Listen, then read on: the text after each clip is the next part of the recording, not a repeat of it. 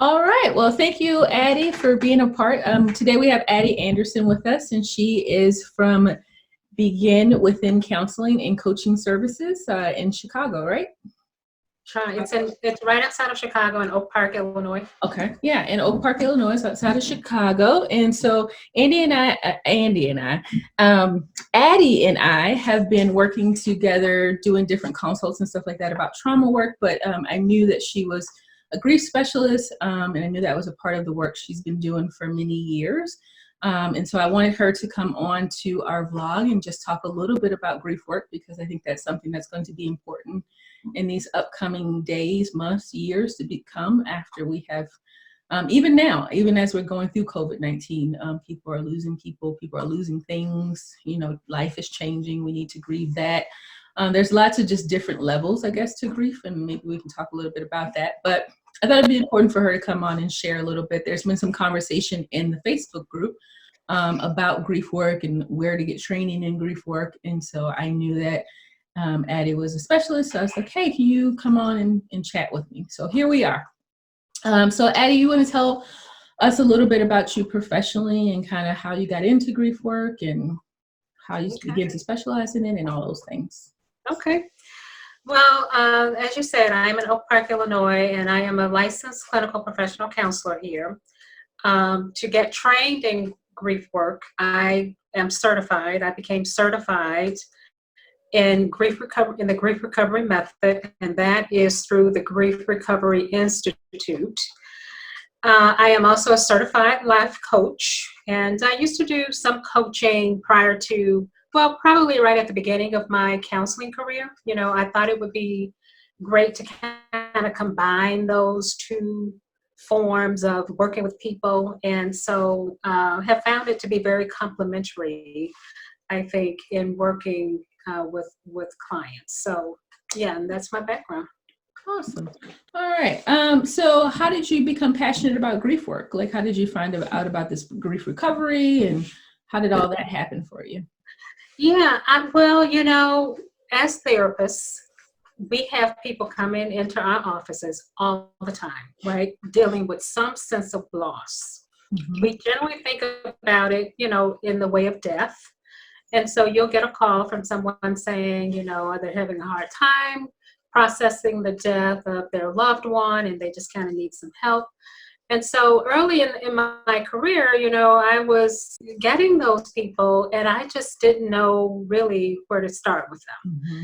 And just needing some direction, some guidance. I would pull from here, pull from there, read books, talk to people about it. But really, there was no place to go, as I knew it at that time, that concentrated on grief to give you some insight as to what to do with the clients that are coming in your office dealing with this grief, and especially when they're coming in with some intense grief reactions. Mm-hmm. That's when I felt the least helpful and wanted to know, what can I do to help?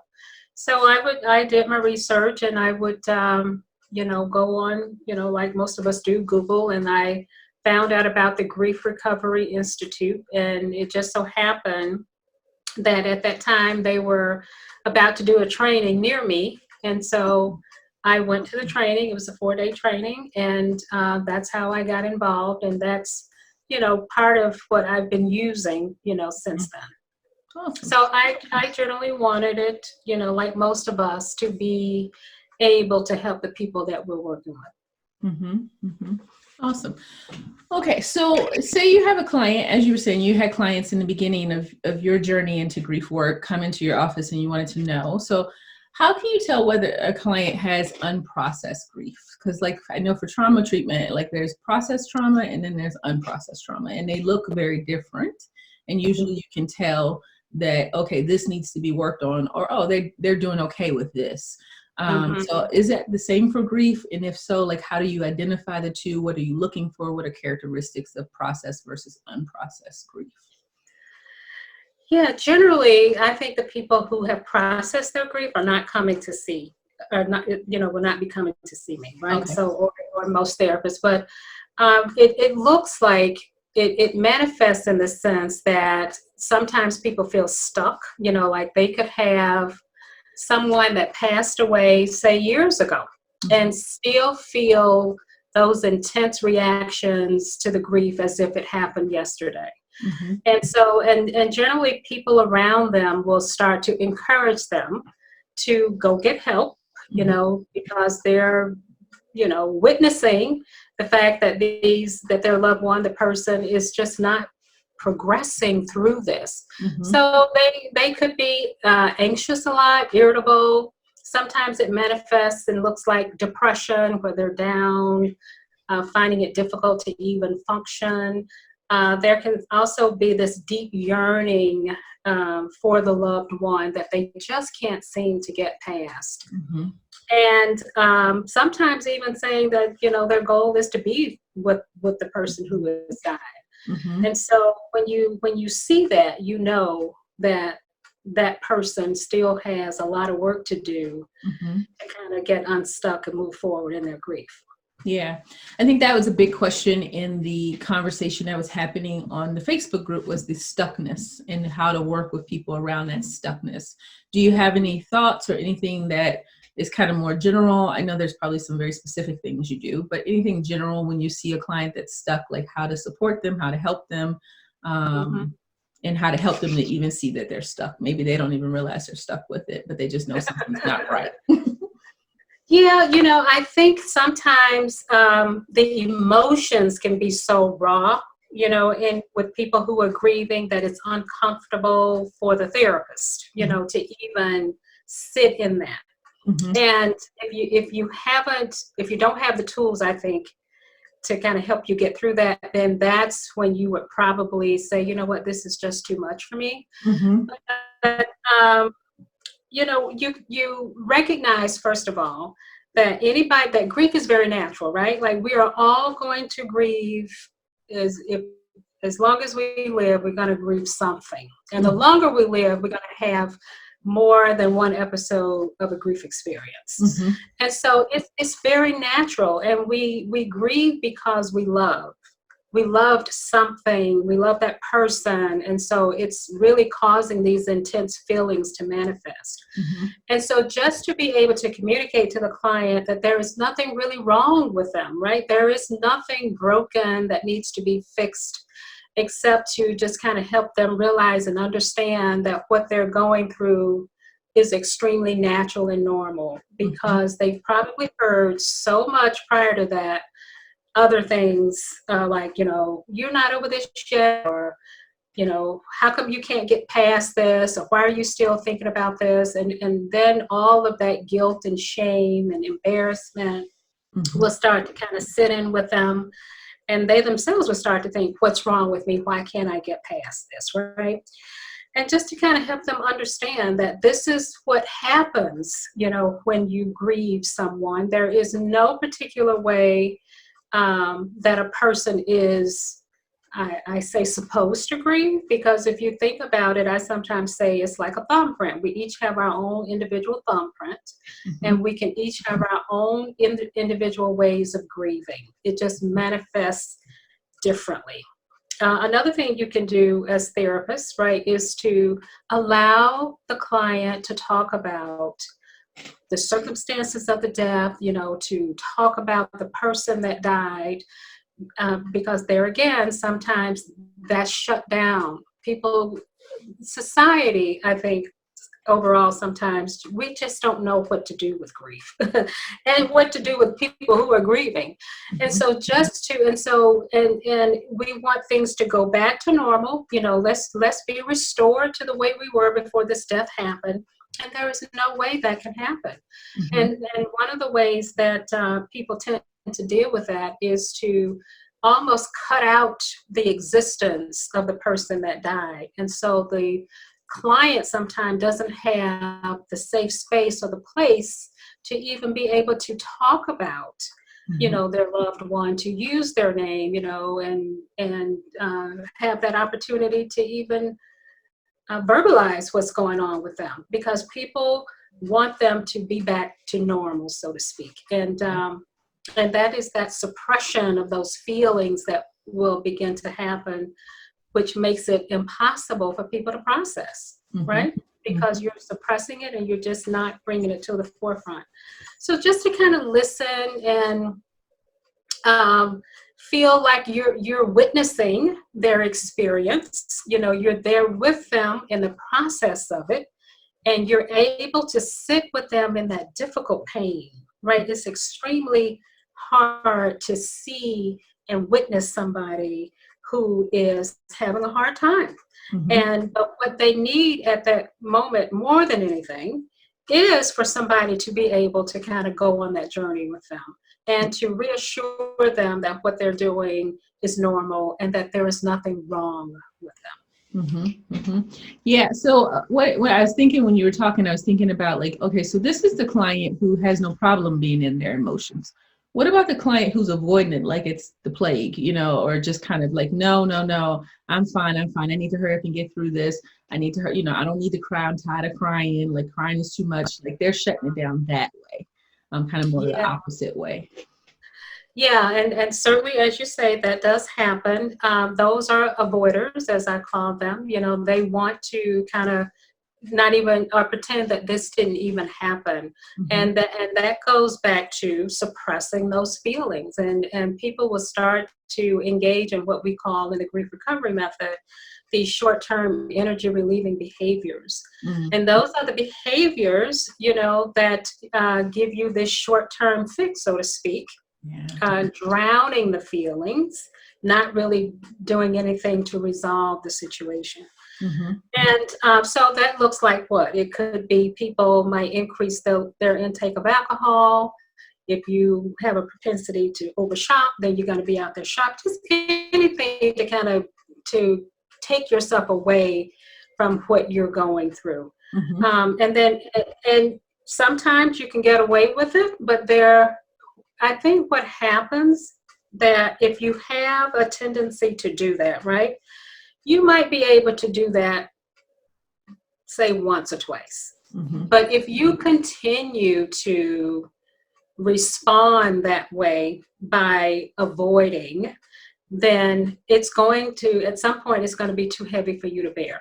And you will come in and then that's when we learn and you start to hear clients say that they've had these multiple losses, throughout their life that has just been sitting there. And now it's just too heavy now to continue to respond to it like they've been doing previously. Yeah. So I'm guessing we'll, as we go on through where we're at with COVID-19, we may see clients come in who have currently lost something or someone. And then it'll kind of trigger multiple other losses that haven't been processed. And they'll start kind of listing off, and I lost this person, and I lost this, and I lost that. And it'll just be all these things that have been kind of pushed to the background.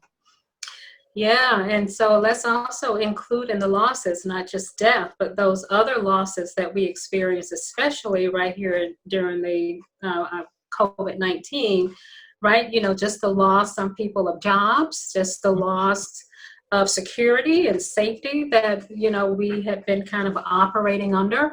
This is something that we could not have even predicted, that our lives could be interrupted to this degree to where we're having to shut down. And so the fact that it happened kind of brings up a sense of loss in so many ways. Financial loss that families are going through.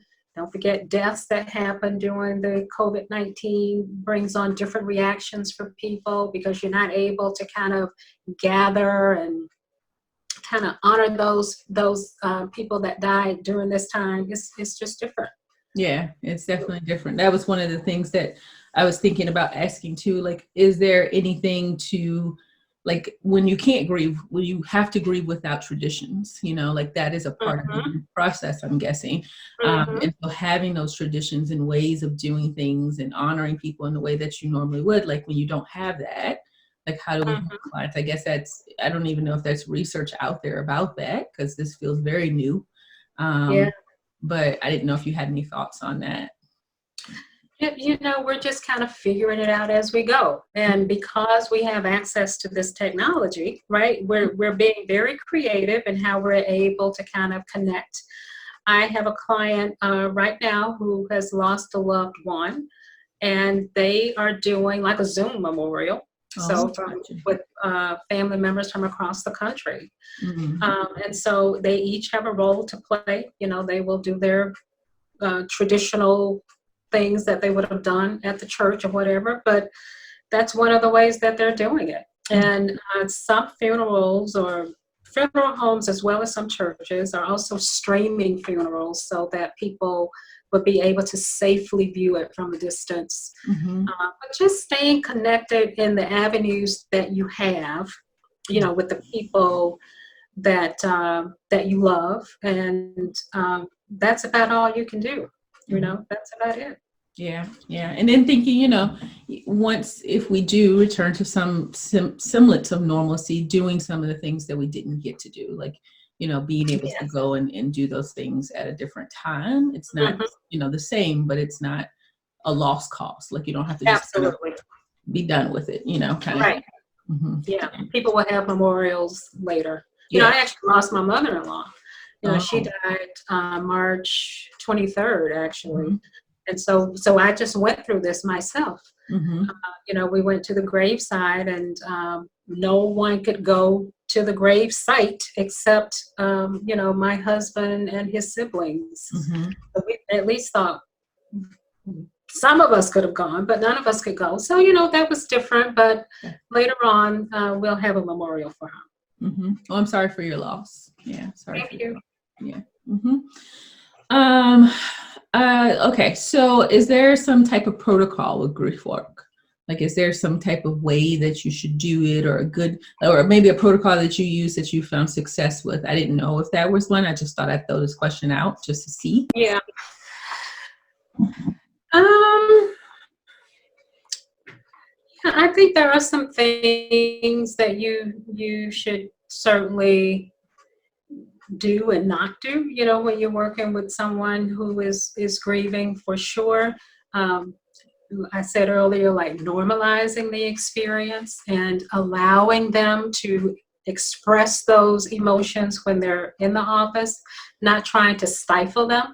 You know, like at one point in time, I would keep my clinics uh, further away, you know, from the client grieving, so that they would have permission, you know, to just go ahead and let it out. And but just think what happens when you're in the presence of someone that's grieving, and as soon as they get into the throes of it, you push them something to kind of help. And I know you, in what we're saying is, you know, you want to keep your face clean or whatever, Hmm. but it sends a message somehow, right? That, you know, you're noticing me.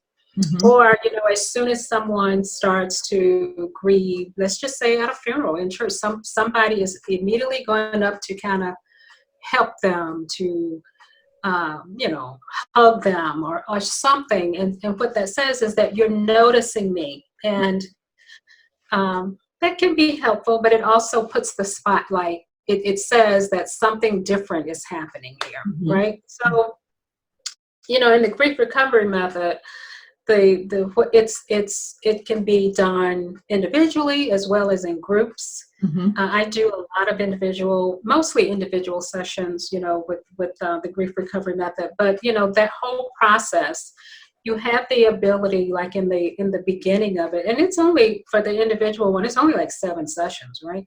Hmm. So in the beginning, you get the client gets the opportunity to kind of get what we call psychoeducation, right? About really what's happening with them, what's going on. And I say that really what we call, because the grief recovery method was not developed by clinicians. You know, Okay. it was 2 men years ago. They're not clinicians. And but then on through the process, we get to dig a little deeper into other things. So we complete like a loss history graph on them. They get to look back at the span of their lives to kind of see what are the losses that they've experienced throughout their lifetime. And then from there, the client gets the opportunity to process a particular person. And so then we're completing like a relationship graph. and you get the opportunity then to kind of look at this relationship to kind of see why it's impacting you the way it is. And what's so interesting about that is that several times I've had clients come because of the death of someone. We go through this process and then we get to the relationship graph and they find that they need to process the relationship of someone else, right? It's not even the person that they're coming in for related, that they thought related to the grief. So, you know, you do all that and then you get the opportunity to kind of start to forgive and apologize for some of the things they did or didn't do, you did or didn't do, and also complete what we call these significant emotional statements that kind of shows how you are appreciating or how understanding you are of what has happened, you know, within that relationship. And it ends with a letter. So the client gets to write what most would call like a goodbye letter. Okay. And so it kind of ties it up. It just brings it all together. And so I've witnessed so many times that people, you know, they find what they need in order to kind of move forward. Now, it's not the be all to end all for everybody, as most treatment protocols are. But it certainly, I think, gives people like a giant leap forward in processing, and not unusual to process that relationship. It leads to another relationship that we process, you know, then something else comes up, we process that relationship with the client. So you have the opportunity to kind of get it out, to just get it all out, to get unstuck is really what's happening. Oh, really nice. I was thinking about that relationship you call it the relationship diagram? Relationship graph. I really like that because I think it gives space for the relationship to be whatever it is. Because I think for us as trauma therapists, like sometimes we're grieving perpetrators, you know, and those kinds of things. And so it's not this expectation that this is a loving relationship. I could be grieving, you know, something that's not so loving. And not so supportive, and not being able to, you know, whatever that client wasn't able to do or whatever it's bringing up for them. So I was like, oh, that's nice because that really gives space for that to surface and for us to process that in this grief process.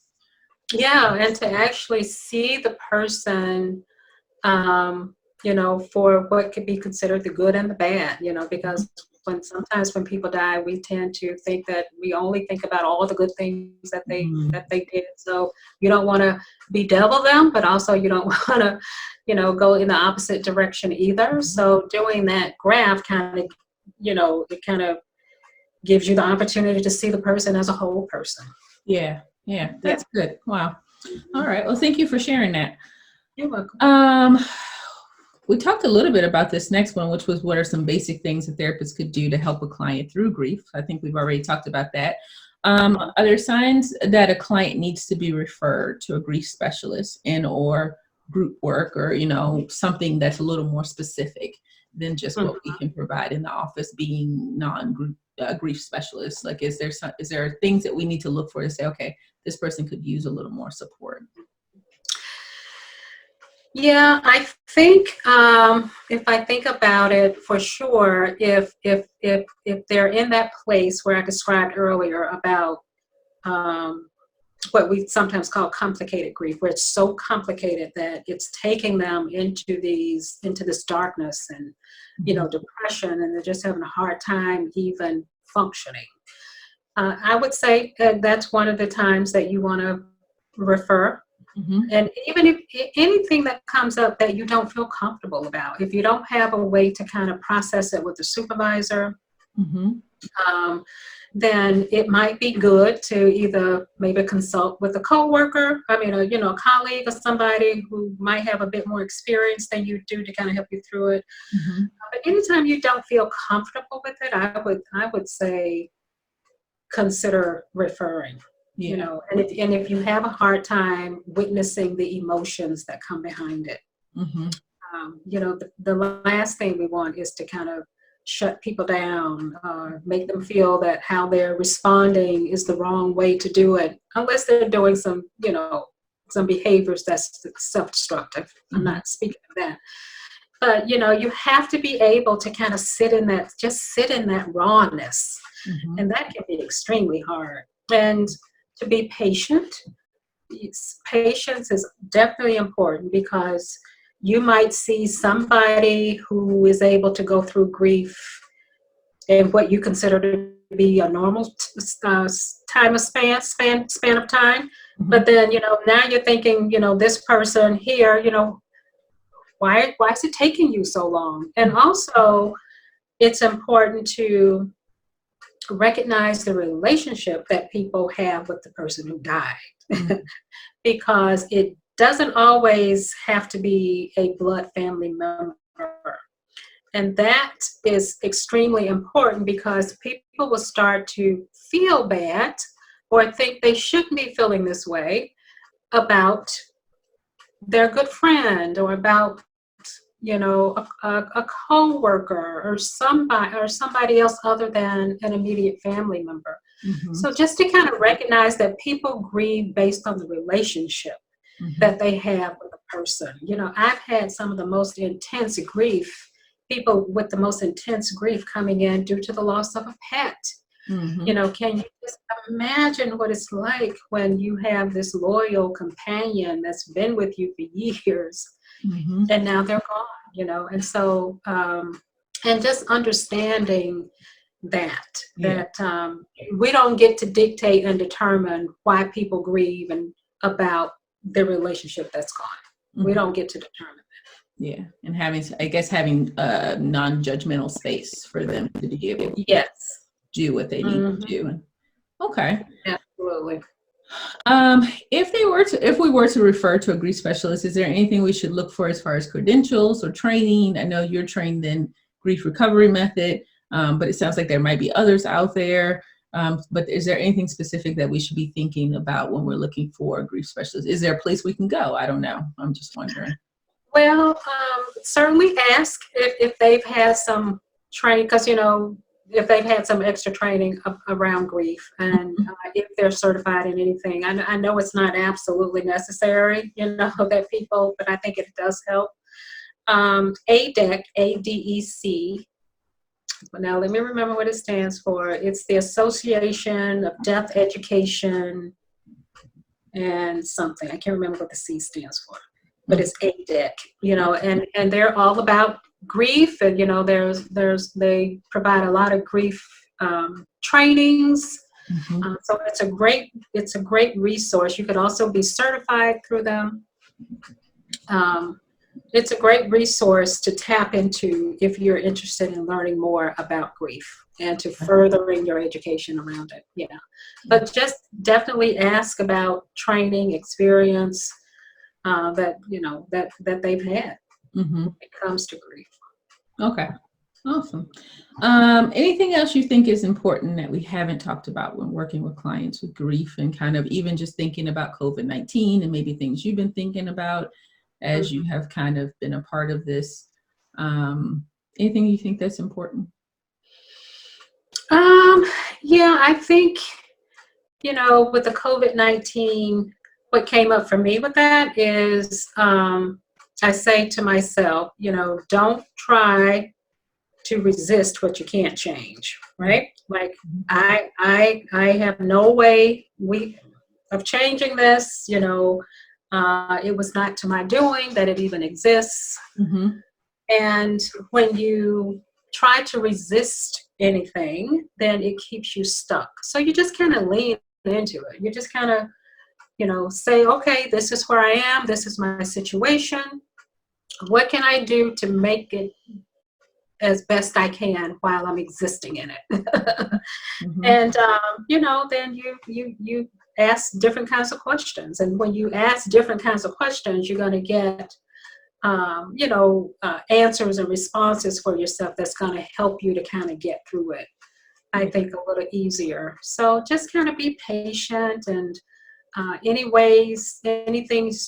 kinds of ways you can find to kind of help your situation, be it financial or, family members that are spread out, like I have two adult sons. One is outside of the house, so I'm always checking to Mm-hmm. make sure he has what he needs because he's not able to work now. Mm-hmm. Uh, and just kind of, take it day by day and recognize that it was not of your doing, Mm-hmm. but you can take control as to how you want to respond to Yeah. Yeah, that's true.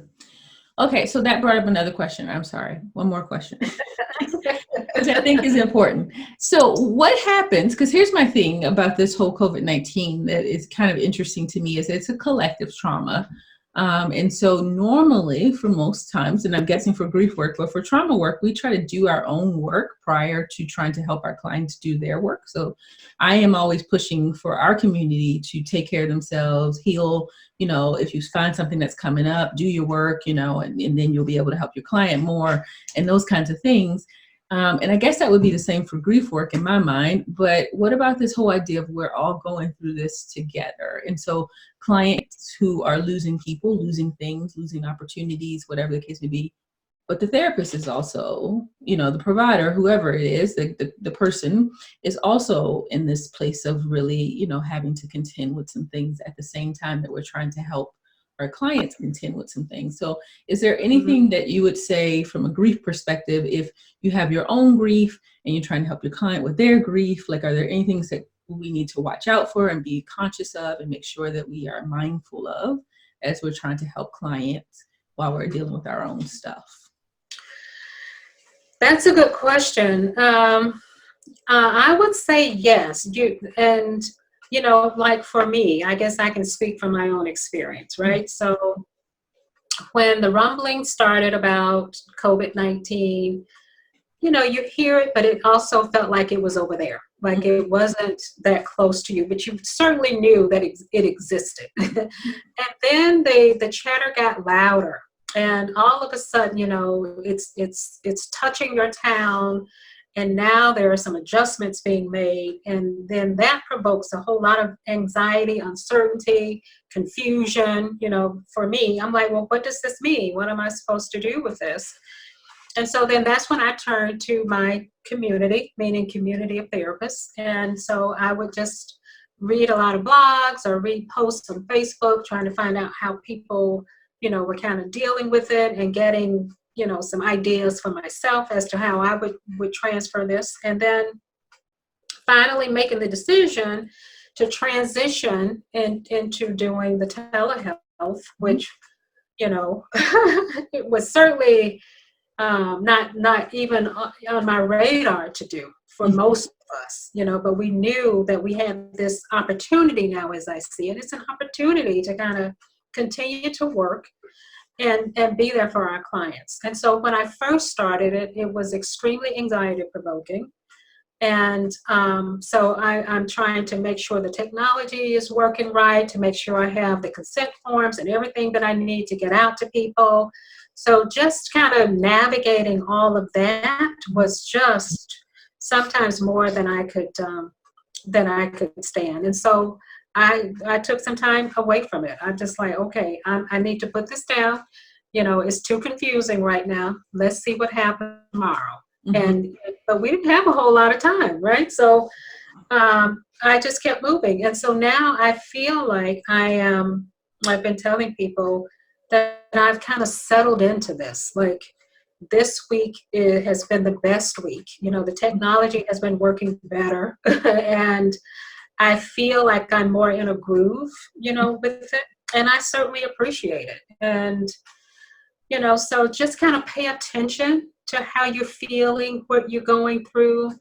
If you need some support around it, and seek out that support. And it doesn't necessarily have to, if you have a therapist, fine, but it might also be, a spouse or a partner or a friend or somebody just to kind of help you kind of get through this. And also know your resiliency. You can do this. Like, just know that what you've done thus far in managing your life, has worked, and that you will get through this.